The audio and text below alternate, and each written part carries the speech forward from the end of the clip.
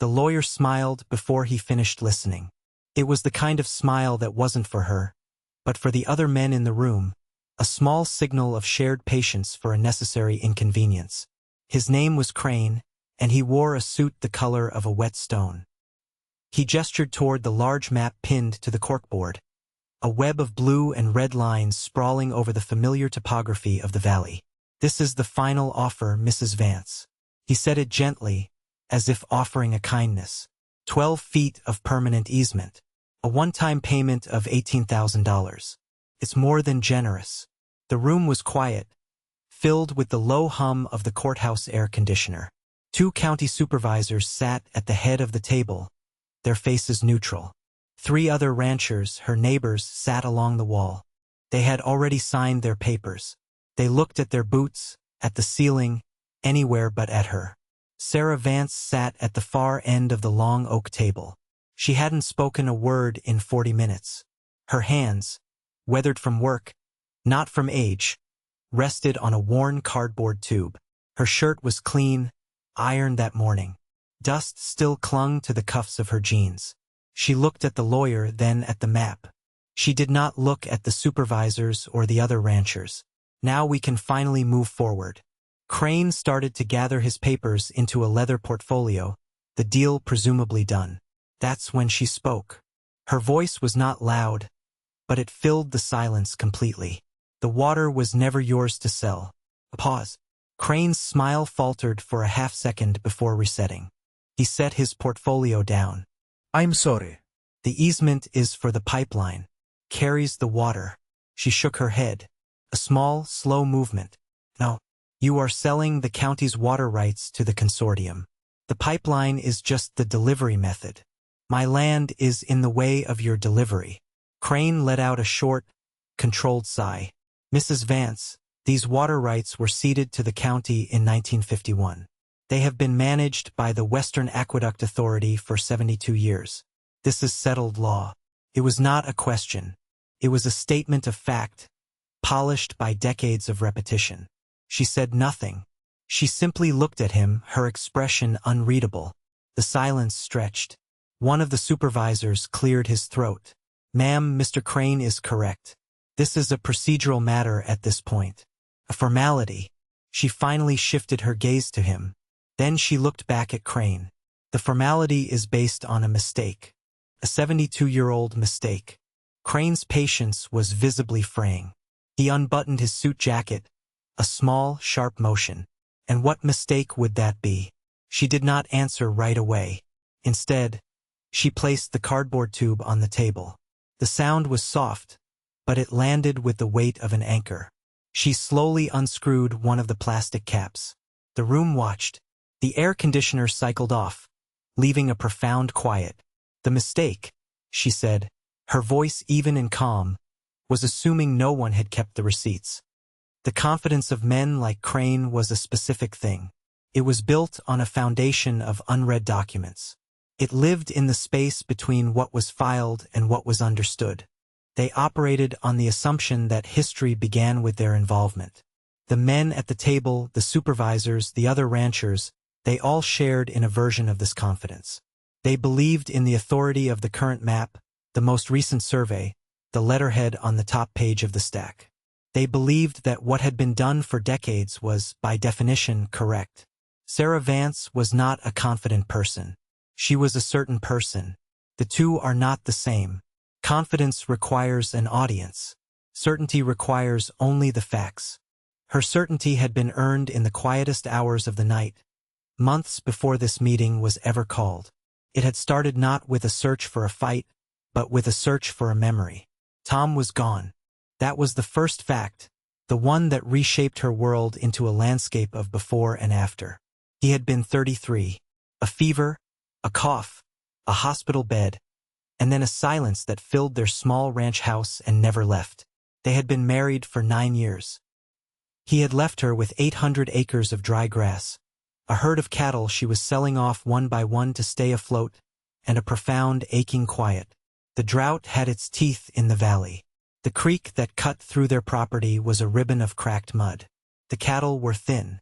Her neighbors were hauling water, their own wells sputtering. The offer from the Western Aqueduct Authority had felt to everyone else like a lifeline. A cash payment and a promise of future stability for the valley. A new pipeline to bring water from the state reservoir. Everyone saw it as a rescue. Sarah saw it as a vulture. She had sat at the kitchen table one night in August, the bank statements spread out before her, a geography of loss. The numbers told a simple, brutal story. She was running out of time. She could sell. The developers were already circling, making offers on distressed ranches, where she could fight, but she didn't know what to fight. That night, she went into Tom's office, a small room off the back porch that still smelled faintly of him, of sawdust and coffee. She was looking for old tax records, for anything that might help her make a plan. His desk was an old roll-top, a piece his grandfather had used. Most of the drawers were filled with ranching business. Invoices for feed, veterinary records, fuel receipts. But one of the deep bottom drawers was locked. She had never seen it locked before. The key was on Tom's ring, which hung on a nail by the door. It turned with a stiff click. The drawer was full of his father's things. Joseph Vance had been a man who saved paper. He had died 5 years before Tom. Inside were shoeboxes filled with deeds, soil maps, and almanacs with handwritten notes in the margins. And at the very bottom, a long, flat box tied with twine. Inside was not a document, but a correspondence. A thick stack of letters, bound in chronological order, between Joseph Vance and the State Water Resources Board. The letters were dated from 1950 to 1952. To understand why she was in that room, you have to go back. Not just 6 months to the night she found the letters, but back to 1927. The valley was different then. The Vance Ranch was smaller, and it bordered a grist mill powered by the same creek that was now dry. That year, the mill owner and 4 ranchers, including Tom's great-grandfather, entered into a formal agreement. They created a small, private water cooperative. The document, recorded with the county, granted the mill primary water rights, with the ranchers holding secondary rights for irrigation. It was a simple, practical arrangement. It worked for 2 decades. In 1948, the mill burned to the ground. It was never rebuilt. The owner moved away. The machinery was sold for scrap. The foundation was slowly reclaimed by wild grasses. The cessation of milling operations should have triggered a clause in the original 1927 filing. A specific, carefully worded clause that stated, upon the permanent discontinuation of milling activities, all primary water rights shall revert proportionally to the holders of the secondary rights. The rights were supposed to go back to the ranchers. But they never did. In 1951, the county, in a push to modernize and consolidate utilities, formed the Western Aqueduct Authority. They conducted a survey of all water rights in the valley.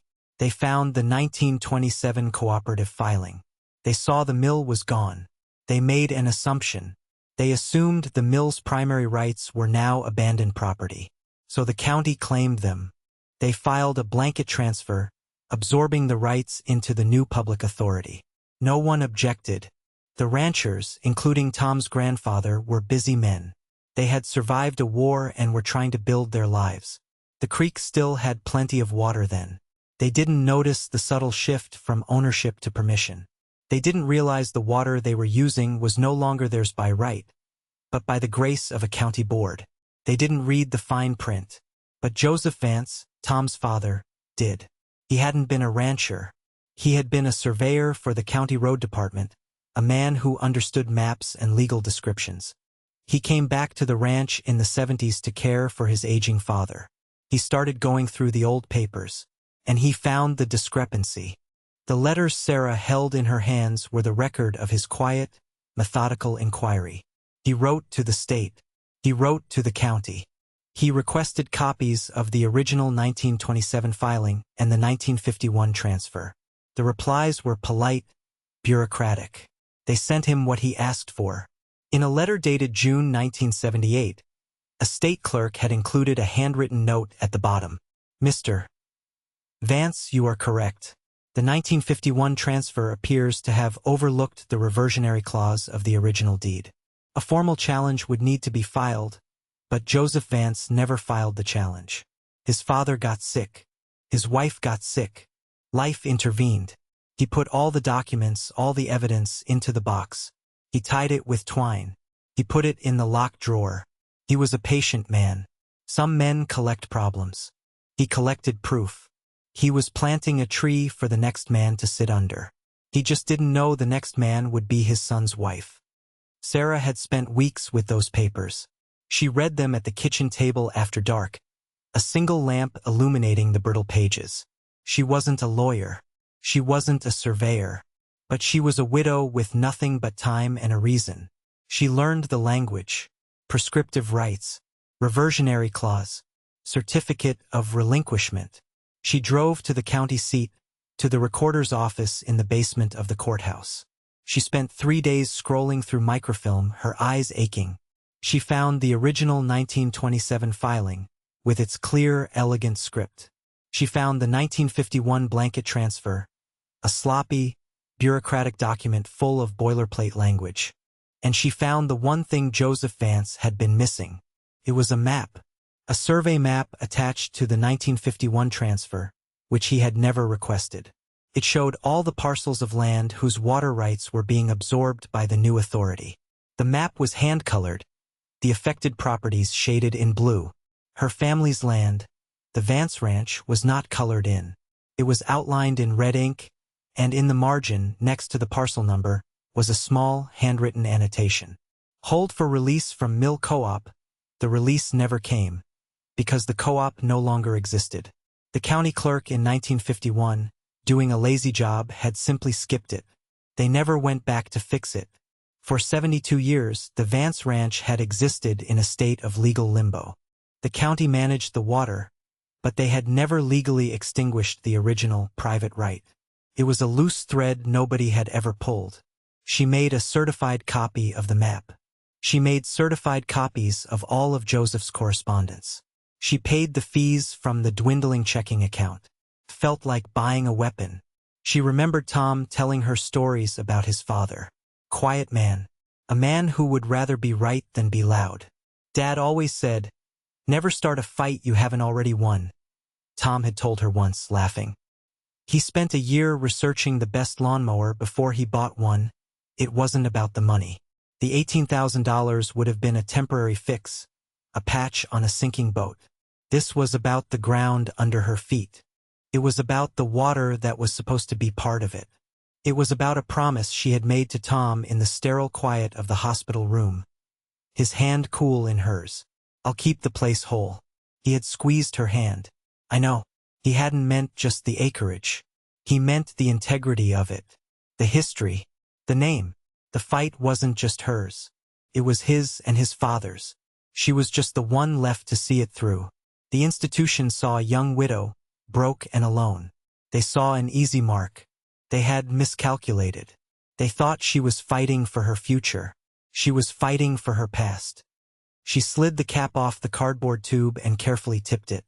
A rolled, yellow document slid out onto the polished table. It was the certified copy of the 1951 survey map. She unrolled it slowly. The paper was stiff and crackled softly.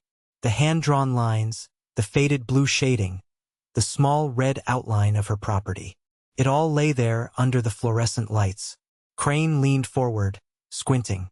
"What is this?" "A map. From the 1951 filing."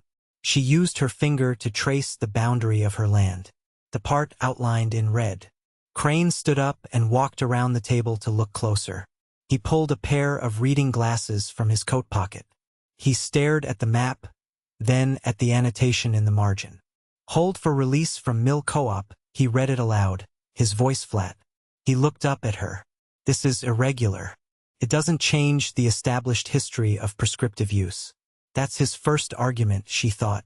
The appeal to tradition. What has always been must be right. The authority has managed this water for everyone's benefit for 72 years. She didn't argue. She let the silence answer him. The other ranchers were now leaning forward, their curiosity overriding their discomfort. One of them, a man named Miller who had known her husband since they were boys, spoke up. "What does it mean, Sarah?" She looked at him, her first acknowledgement of her neighbors. It means the county never legally took the rights from my land. They just acted like they did. Crane straightened up, taking his glasses off. His tone shifted from paternal to prosecutorial. This is a clerical anomaly at best. A historical footnote. It has no bearing on the present reality. The courts have repeatedly affirmed the authority's jurisdiction based on decades of unchallenged control. Prescriptive rights are earned through use, not paperwork. His second argument. The appeal to law. He was on firmer ground here, or so he thought. She had been waiting for this. She reached back into the cardboard tube and pulled out a second, smaller roll of paper. It was a sheaf of documents, the correspondence between Joseph Vance and the state. She didn't unroll it. She just placed it on the table next to the map. My husband's father challenged it. In 1978, he wrote to the state and they confirmed the county's filing was flawed. Crane's face tightened. A letter? A letter is not a legal filing. It's not a lawsuit. Proves nothing. Proves knowledge, she said. It proves the county was made aware of the error 45 years ago and did nothing. It proves your unchallenged control was, in fact, challenged. It just wasn't challenged in a courtroom. It was challenged in a letter by a man who knew he was right. The room was utterly still. Crane was an attorney. He understood the poison in her words. An institution knowingly acting on a flawed premise was a much weaker position than one acting in ignorant good faith. He had no response. He had built his case on a history she had just rewritten. The facts were the same, but the meaning had been inverted. His confidence was gone, replaced by a cold, procedural fury. He was no longer trying to convince her. He was trying to find a way to crush her. He tried his third argument. Not an appeal to tradition or law, but to emotion, to shame. He walked back to his side of the table, his movements stiff. He looked not at Sarah, but at the other ranchers. Mrs. Vance, this project is for the good of the entire community. Your neighbors, people you've known your whole life, have agreed. They need this water. The valley needs this water. Are you prepared to stand in the way of progress for everyone, based on a technicality from the 1950s? He was isolating her, painting her as selfish. The ranchers shifted in their chairs. Miller wouldn't meet her eye. She could feel their resentment, their fear. They had made a deal out of desperation, and she was threatening it. She knew this was the most dangerous moment. The facts wouldn't matter if she lost the room. She didn't look at Crane. She looked at the ranchers, at Miller, at old Mr. Henderson. She spoke to them, not to the lawyer. The authority isn't bringing new water into the valley. They are taking the water that is already here, consolidating the rights, and selling it to a bottling plant consortium from out of state. The pipeline isn't for us. It's for them. A stunned silence. Crane's face went white with fury. That is a baseless and inflammatory accusation. It's in the public filings for the consortium's incorporation, she said calmly. Appendix C. Financial projections. I read it. She hadn't raised her voice. She had simply stated another fact. Another piece of paper she had read while they had not. The entire premise of the meeting, the story of communal salvation, crumbled. The ranchers were now looking at Crane. Their expressions had changed from resentment of her to suspicion of him. They had been told a story. She had just provided a different one, and hers came with citations. The spell was broken. They were no longer a group of neighbors pressuring a holdout. They were a room full of men who suspected they had been lied to. The energy had shifted, moving away from the lawyer and coalescing around her end of the table. She had not only defended her own position, she had exposed the weakness of theirs. She had shown them that their desperation had been leveraged against them. She had done her homework. It was clear now that no one else in the room had. Not the ranchers, not the county supervisors, and certainly not the confident man in the expensive suit. Some things are planted for the next man. Joseph Vance had planted this. Tom had watered it. And now, in the dry heat of a failing year, Sarah was harvesting. A new voice entered the room. It was quiet, but carried the weight of ingrained authority. It belonged to Eleanor Albright, the county recorder. She was a woman in her late 60s, with gray hair pulled back in a severe bun. She had sat silently at the end of the supervisor's table, observing, for the entire meeting. She was a neutral party, a custodian of the county's records. "Let me see the documents." She didn't say it to Crane. She said it to Sarah. Sarah pushed the map and the roll of letters across the table. Mrs. Albright put on a pair of simple, black-framed glasses. She studied the map first, her finger tracing the same red line Sarah had. She read the annotation. Then she unrolled the letters and read two of them, her expression unchanging. The room waited. The hum of the air conditioner kicked back on, a sound that suddenly seemed intrusive and loud. No one spoke. Crane stood rigidly by his chair, his arms crossed. The supervisors looked at Mrs. Albright, their faces blank, waiting for a cue. The ranchers watched her as if she were a judge about to deliver a verdict. She finished reading. She took off her glasses and laid them carefully on the table. She looked at one of the supervisors. "George, pull up the digital parcel file for 3-4-12A, the Vance property." The supervisor, a man named George, fumbled with a laptop, his fingers clumsy on the keyboard. After a moment, he turned the screen toward her. Mrs. Albright stared at the screen for a long time. Then she looked back at the old paper map from 1951. She compared the two, her gaze flicking back and forth. Finally, she looked up. She spoke to the room, but her eyes were on Crane. The original water rights for that parcel were never properly relinquished or acquired by the county. The annotation on the 1951 survey map created a conditional hold. That hold was never resolved.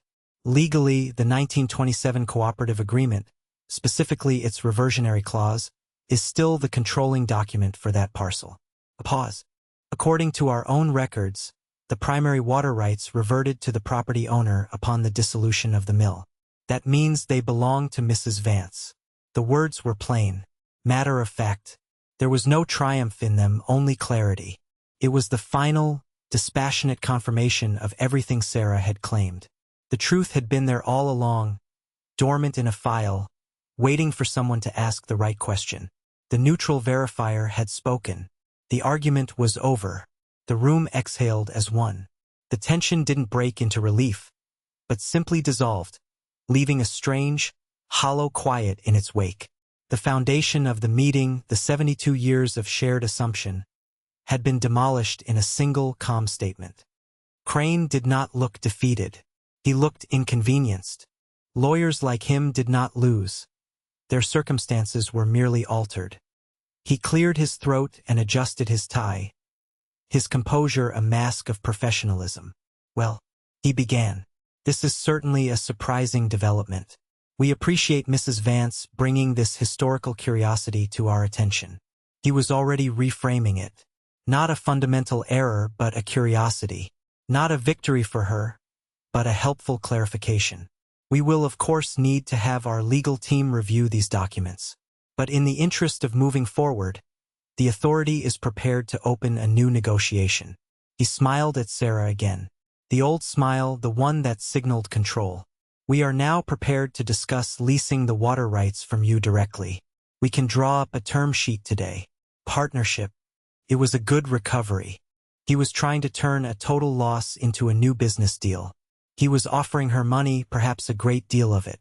He assumed that was what this had always been about. He assumed wrong. Sarah began to slowly roll up the old map. Her movements were deliberate, unhurried. The sound of the crackling paper was the only response for a long moment. She did not look at him. She looked at the map, her focus entirely on the task of putting her evidence away. The other ranchers watched her. They understood now. They had taken the $18,000 for a permanent easement on their land. They had sold a right they perhaps still owned.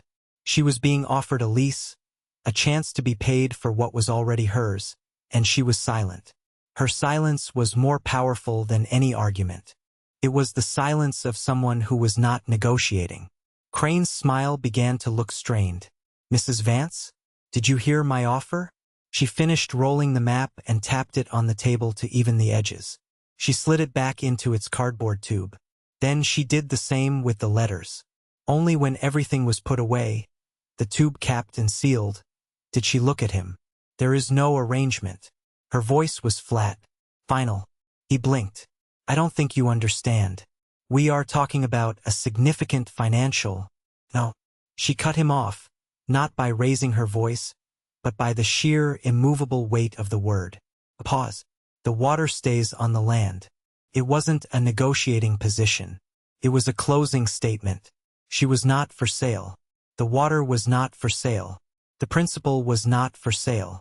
She had not come here to get a better deal. She had come here to correct the record. She had come to make something crooked straight. And she was done. The meeting was over. She had ended it. There was nothing left to say. The institutional figure, the man in the suit, was speechless. He had tried his 3 arguments. He had been verified as wrong by the neutral party. He had tried to save face with a new offer.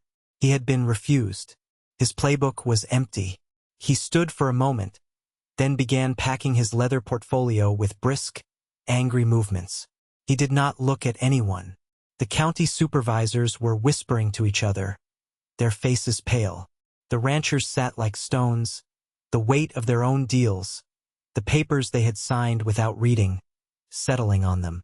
Sarah Vance stood up. The scrape of her chair was loud in the quiet room. She picked up the cardboard tube. She gave a single, small nod to Mrs. Albright, a gesture of respect between 2 people who understood the importance of records. Then she turned and walked out of the conference room. She didn't look back.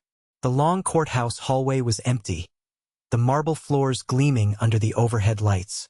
The sound of her work boots echoed, a steady, rhythmic beat. Click, clack, click, clack. It was the sound of someone walking away not from a victory, but from a task completed. There was no elation in her steps. No triumph. There was only the quiet dignity of a thing set right. She had not won a fight. She had simply ended one that should never have started. She had held the truth, and she had waited for the right moment to reveal it. Patience had beaten confidence. The quietest voice in the room had proven to be the only one that mattered. She walked out of the courthouse and into the bright, hot afternoon. The sun was relentless. The air was thick with the smell of dust and heat. Nothing in the valley had changed. The drought was still there. The creek was still dry. Her bank account was still low. But as she walked toward her old pickup truck, she felt a stillness inside her that she hadn't felt in a year. The ground beneath her feet felt solid, felt like her own. Some things are planted for the next generation. Joseph Vance had planted a seed of truth in a locked drawer. Sarah had tended it, protected it, and finally she had brought it to light. The harvest was not money. The harvest was the land itself, whole and unbroken. That evening, she walked the fence line at the southern edge of her property. The sun was setting, casting long shadows across the parched fields. The air was cooling. In the distance, the low hills were turning purple. She stopped at an old gate post, the wood gray and weathered, and leaned against it. This was the spot where she and Tom had decided to build their house, before he got sick. They had stood here one evening, much like this one, and planned a future. A future of children and cattle, and a life carved out of this difficult, beautiful land. She pulled a small, worn notebook from her back pocket. It had been Tom's. It was filled with his handwriting, notes about cattle bloodlines, rainfall totals, reminders to fix a section of fence. His last entry was from a week before he went to the hospital. Check pump at Northwell. It was a simple, ordinary task he never got to complete. She opened the notebook to the page after his last entry. The page was blank. She took a pen from her shirt pocket. The light was fading, but she could still see. She wrote one word on the clean, lined page. Done. She closed the notebook and put it back in her pocket. She looked out at the land, at the dry creek bed that wound its way through the property. The water wasn't flowing. Not yet, but the right to it was. The right was home. Some people farmed the land. She had been forced to farm the record. If the story stayed with you, know that the fine print matters. It mattered to a widow in a dry valley, and it matters to an old fisherman in Maine, A man whose only proof of ownership is a promise written on the back of a faded photograph from 1968. We'll see if memory holds more weight than a bill of sale. Stay with us.